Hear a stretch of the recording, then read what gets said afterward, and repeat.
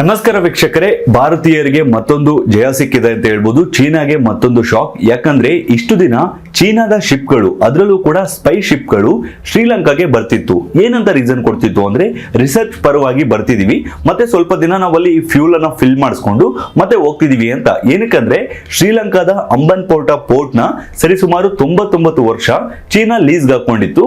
ಮತ್ತೆ ಹಲವಾರು ಶ್ರೀಲಂಕಾ ಮೇಲೆ ಚೀನಾ ಇನ್ವೆಸ್ಟ್ ಮಾಡಿತ್ತು. ಅಂದ್ರೆ ಹಿಂದೆ ಬೇರೆ ಸರ್ಕಾರ ಇದ್ದಿದ್ದು ಶ್ರೀಲಂಕಾದಲ್ಲಿ, ಈಗ ಬೇರೆ ಸರ್ಕಾರ ಬಂದಿದೆ. ಈಗ ಚೀನಾಗೆ ಒಂದು ದೊಡ್ಡ ಶಾಕ್ ಅನ್ನ ಕೊಟ್ಟಿದೆ. ಅದೇನಪ್ಪಾ ಅಂದ್ರೆ, ಇನ್ನ 1 ವರ್ಷ ಚೀನಾದ ಯಾವ ಶಿಪ್ಗಳು ಕೂಡ ಶ್ರೀಲಂಕಾಗೆ ಬರುವಂಗಿಲ್ಲ. ಅಂದ್ರೆ ಚೀನಾದ ಶಿಪ್ಗಳ ಮೇಲೆ ಬ್ಯಾನ್ ಅನ್ನ ಏರಿಕೆ ಮಾಡಲಾಗಿದೆ. ಹಾಗಿದ್ರೆ ಒಟ್ಟಾರೆಯಾಗಿ ನ್ಯೂಸ್ ಏನು, ಈ ವಿಡಿಯೋದಲ್ಲಿ ತಿಳಿಯೋಣ ಬನ್ನಿ. ಅಂದ್ರೆ ಇತ್ತೀಚೆಗೆ ಚೀನಾದಿಂದ ಹಲವಾರು ಸ್ಪೈ ಶಿಪ್ಗಳು ಶ್ರೀಲಂಕಾಗೆ ಬರ್ತಿತ್ತು. ಇದು ನಮ್ಮ ಭಾರತಕ್ಕೆ ರಕ್ಷಣಾ ವಿಚಾರವಾಗಿ ತುಂಬಾ ಕಷ್ಟಗಳಾಗ್ತಿತ್ತು. ಏನಕ್ಕಂದ್ರೆ ಈ ಸ್ಪೈ ಶಿಪ್ಗಳು ಎಲ್ಲೆಲ್ಲಿ ಮಿಸೈಲ್ ಲಾಂಚಿಂಗ್ ಸ್ಟೇಷನ್ಸ್ ಇದೆ, ಮತ್ತೆ ಎಲ್ಲೆಲ್ಲಿ ರಾಡರ್ ಸಿಸ್ಟಮ್ ಗಳನ್ನ ಭಾರತ ಹೊಂದಿದೆ ಅಂತ ಬಿಟ್ಟು ಸ್ಪೈ ಮಾಡ್ತಿತ್ತು. ಜುಲೈಯಲ್ಲಿ ನರೇಂದ್ರ ಮೋದಿ ಅವರು ಕೂಡ ಶ್ರೀಲಂಕಾದ ಪ್ರೆಸಿಡೆಂಟ್ ಆಗಿರುವಂತ ರಿನೆಲ್ ವಿಕ್ರಮ್ ಸಿಂಘೆ ಅವರಿಗೆ ರಿಕ್ವೆಸ್ಟ್ ಮಾಡ್ಕೊಂಡಿದ್ರು, ಯಾವುದೇ ಕಾರಣಕ್ಕೂ ಚೀನಾದ ಶಿಪ್ಗಳನ್ನ ಶ್ರೀಲಂಕಾಗೆ ಬರೋದಕ್ಕೆ ಅಲೋ ಮಾಡಬೇಡಿ, ಇದು ಭಾರತದ ಆಂತರಿಕ ವಿಚಾರಗಳಿಗೆ ತುಂಬಾ ತೊಂದರೆ ಆಗುತ್ತೆ ಅಂತ. ಮತ್ತೆ ಶ್ರೀಲಂಕಾ ಮೇಲೆ ಅಮೆರಿಕ ಕೂಡ ಪ್ರೆಷರ್ ಅನ್ನ ಹಾಕಿದ್ರು, ದಯವಿಟ್ಟು ನೀವು ಈ ರೀತಿ ಅಲೋ ಮಾಡಬೇಡಿ ಚೀನಾ ಶಿಪ್ಗಳಂತ. ಆದ್ರೆ ಶ್ರೀಲಂಕಾಗೆ ಬೇರೆ ಆಪ್ಷನ್ ಇಲ್ಲದೆ ಚೀನಾ ಅವ್ರು ಏನ್ ಹೇಳಿದ್ರು ಕೂಡ ಅದನ್ನ ಕೇಳಬೇಕಾಗಿತ್ತು.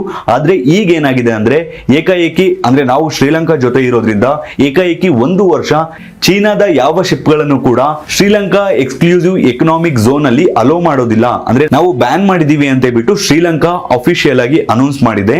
ಅಂದ್ರೆ ಹಿಂದೆ ಚೀನಾ ಕೂಡ ರಿಕ್ವೆಸ್ಟ್ ಮಾಡ್ಕೊಂಡಿತ್ತು, ಜಿಂಗ್ ಯಾಂಗ್ ಹೋಂಗ್ 3 ಅಂದ್ರೆ ರಿಸರ್ಚ್ ಶಿಪ್ ಒಂದು ಜನವರಿ 3ನೇ ತಾರೀಕು ಭಾರತಕ್ಕೆ ಬರಬೇಕಾಗಿತ್ತು.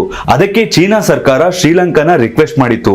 ಅದು ಭಾರತಕ್ಕೆ ಮತ್ತಷ್ಟು ಆತಂಕ ಆಗಿತ್ತು, ಎಲ್ಲಿ ಮತ್ತೆ ಶ್ರೀಲಂಕಾ ಅವರು ಪರ್ಮಿಷನ್ ಅನ್ನ ಕೊಡ್ತಾರೋ ಅಂತ. ಕಳೆದ ಬಾರಿ ಚೀನಾದ ಶಿಪ್ ಭಾರತಕ್ಕೆ ಬಂದಾಗ ಅವಾಗ ನಾವು ಸೆನ್ಸಿಟಿವ್ ಮಿಸೈಲ್ ಟೆಸ್ಟಿಂಗ್ ಅನ್ನ ಮಾಡ್ತಿದ್ವಿ. ಸೊ ಮಿಸೈಲ್ ಟೆಸ್ಟಿಂಗ್ ನ ಇನ್ಫಾರ್ಮೇಶನ್ ಅನ್ನ ಇಲ್ಲಿ ಚೀನಾದ ಈ ಶಿಪ್ಗಳು, ಸ್ಪೈ ಶಿಪ್ಗಳು ಸ್ಪೈ ಮಾಡ್ತಾವು ಅಂತ ಬಿಟ್ಟು ಭಾರತ ತುಂಬಾ ಆತಂಕಗೊಂಡಿತ್ತು. ಸೊ ಈ ಬಾರಿ ಕೂಡ ಬಂದ್ರೆ ಭಾರತದ ರಕ್ಷಣಾ ವಿಚಾರವಾಗಿ ತುಂಬಾ ಕಷ್ಟ ಆಗ್ತಿತ್ತು. ಆದ್ರೆ ಈ ಬಾರಿ ಶ್ರೀಲಂಕಾ ಏಕಾಏಕಿ 1 ವರ್ಷ ಚೀನಾದ ಯಾವ ಶಿಪ್ಗಳು ಕೂಡ ಶ್ರೀಲಂಕಾಗೆ ಬರಬಾರ್ದು ಅಂತ ಬಿಟ್ಟು ಬ್ಯಾನ್ ಅನ್ನ ಮಾಡಿದ್ದಾರೆ.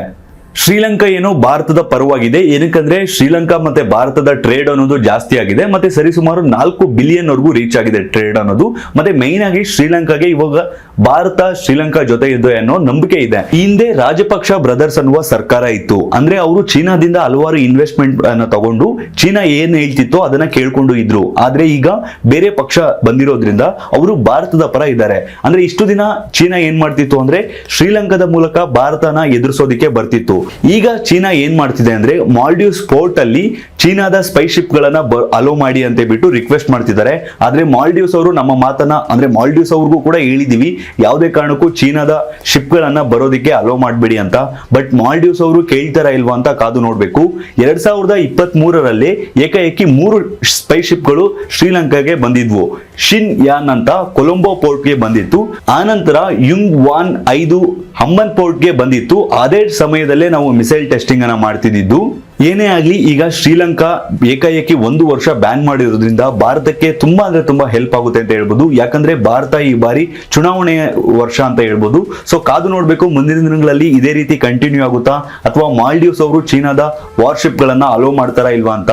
ಏನೇ ಆಗ್ಲಿ, ಇದ್ರ ಬಗ್ಗೆ ನೀವೇನ್ ಹೇಳ್ತೀರಾ ತಪ್ಪದೆ ನಾವು ಕಮೆಂಟ್ ಬಾಕ್ಸ್ ನಲ್ಲಿ ಕಮೆಂಟ್ ಮಾಡಿ. ಈ ವಿಡಿಯೋ ಇಷ್ಟ ಆದ್ರೆ ಈ ವಿಡಿಯೋ ಒಂದು ಲೈಕ್ ಕೊಟ್ಟು ಈ ವಿಡಿಯೋನ ಈಗಲೇ ಎಲ್ಲ ಕಡೆ ಶೇರ್ ಮಾಡಿ. ಇದೇ ರೀತಿಯಾದ ಮತ್ತಷ್ಟು ವಿಡಿಯೋಗಳಿಗಾಗಿ ತಪ್ಪದೆ ನಮ್ಮ ಯೂಟ್ಯೂಬ್ ಚಾನಲ್ ಸಬ್ಸ್ಕ್ರೈಬ್ ಮಾಡಿಕೊಳ್ಳಿ, ಹಾಗೂ ಪಕ್ಕದಲ್ಲಿ ಇರುವ ಬೆಲ್ ಬಟನ್ ಅನ್ನು ಕ್ಲಿಕ್ ಮಾಡಿ. ಧನ್ಯವಾದಗಳು.